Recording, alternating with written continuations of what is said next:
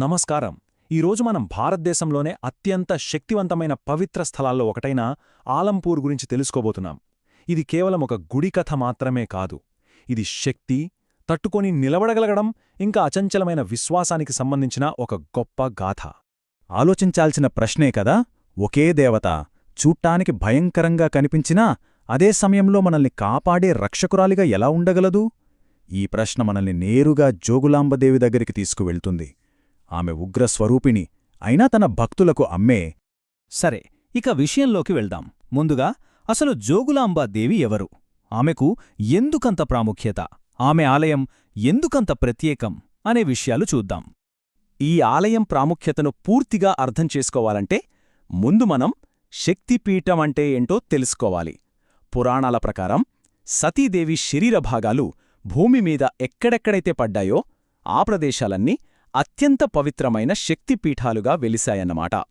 ఇక్కడో ఆసక్తికరమైన విషయముంది. మన దేశవ్యాప్తంగా చాలా శక్తిపీఠాలున్నా వాటిలో కేవలం 18ంటికి మాత్రమే మహాశక్తిపీఠాలు అనే అత్యున్నత స్థానముంది. మన జోగులాంబ ఆలయం ఆ 18ంటిలో ఒకటి. ఇది ఈ క్షేత్రానికున్న ప్రాముఖ్యతను తెలియజేస్తుంది. మరి ఆలంపూర్కే ఎందుకింత ప్రాధాన్యత?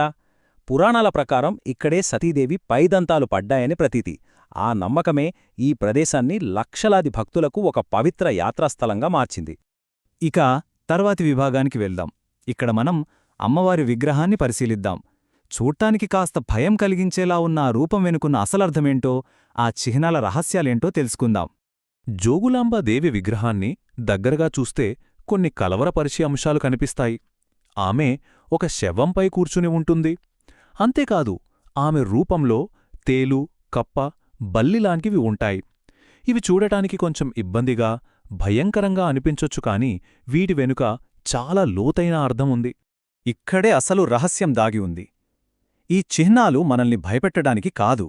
నిజానికి అవి మనలో ఉండే ప్రాథమిక భయాలకి, విషపూరిత ఆలోచనలకి, ఇంకా అన్ని రకాల దుష్టశక్తులపై ఆ తల్లికి పూర్తి ఆధిపత్యం ఉందని చెప్పే సంకేతాలు. ఈ విషయం తెలిసాక మనలో భయం పోయి భక్తి కలుగుతుంది. ఇప్పుడు మనం ఈ ఆలయ చరిత్రలోకి వెళ్దాం. ఇది కేవలం ఒక కట్టడం కథ కాదు. విధ్వంసాన్ని తట్టుకుని ఎన్నో ఏళ్ల తర్వాత మళ్లీ పునరుజ్జీవనం పొందిన ఒక అద్భుతమైన గాథ ఇది. ఈ ప్రయాణం చూస్తే మనకు ఆశ్చర్యం వేస్తుంది. చూడండి, 7వ శతాబ్దంలో చాళుక్యులు ఈ ఆలయాన్ని నిర్మిస్తే 14వ శతాబ్దంలో దాడుల్లో ఇది ధ్వంసమైంది. ఆ తర్వాత 1 కాదు 2 కాదు, దాదాపు 600 సంవత్సరాల పాటు అమ్మవారి విగ్రహాన్ని పక్కనే ఉన్న ఆలయంలో దాచి కాపాడుకున్నారు. చివరికి 2005లో మళ్లీ కొత్త ఆలయాన్ని నిర్మించి విగ్రహాన్ని ప్రతిష్ఠించారు.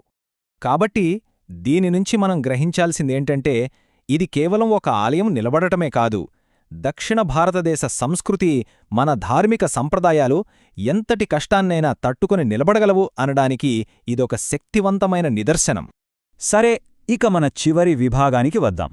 ఇక్కడ ఆలంపూర్లో కనిపించే మరో ప్రత్యేకమైన, చాలా అరుదైన ఆధ్యాత్మిక సామరస్యం గురించి మాట్లాడుకుందాం. ఆలంపూర్ ప్రాంగణంలోనే మనకు 2 వేర్వేరు సంప్రదాయాలు కనిపిస్తాయి.